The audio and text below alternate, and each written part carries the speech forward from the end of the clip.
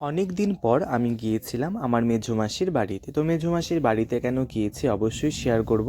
তার আগে এই রাস্তাটা ক্রস করে কি করে যাব সেটাই ভাবছিলাম, কারণ কুকুরটা কিন্তু আমাকে একদম ঘিরে ধরেছিল, আমাকে ছাড়ছিলই না, মানে ভেতরে ঢুকতেই দেবে না। তারপর মাসি এসে কুকুরটাকে ধরেছিল, তারপর আমি কিন্তু ভিতরে ঢুকেছি।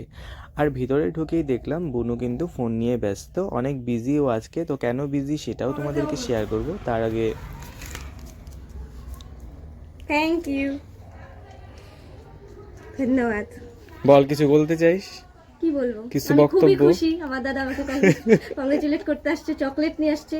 আমি বিরাট আনন্দিত, জীবনে কিছু দেয় নাই তো, আচ্ছা, প্রথমবার অপমান করতেছিস? খুব খুশি আমি।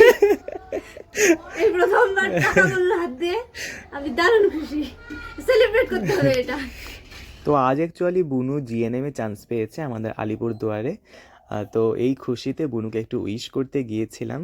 তো আমরা সবাই সত্যি খুব খুশি। আর তারপর আমি মাসির বাড়িতে গিয়েছি, কিছু খাবো না তা তো হয় না। তো মাসি তখন আমাকে একটু কিছু দিল, তো আমার এটা খুব ভালো লাগে। পুরনো, এটা আমি সিলেক্ট করলাম, আমি ছোটোবেলায় খেতাম আর কি, মানে অনেক পুরোনো বেলা থেকে খেতাম আর কি, ছোটোবেলা থেকে। তো আমার খুবই টেস্ট লাগে। আর তারপরে একটু মাসিকে ডাকছিলাম আমার ভিডিওতে নেব বলে। তো মাসি কিন্তু চলে এলো। এই দেখো, মাসিকে দেখতে কিন্তু আমার একদম মায়ের মতো, অনেকটাই সেম সেম দেখতে। তো সবাই বলে দুই বোন একদম নাকি একই দেখতে, জমজ।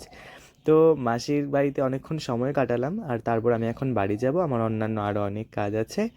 তো আজকে ব্লগটা এইটুকুই। আর তোমাদের যদি ভালো লেগে থাকে অবশ্যই লাইক কমেন্ট শেয়ার করে দিও।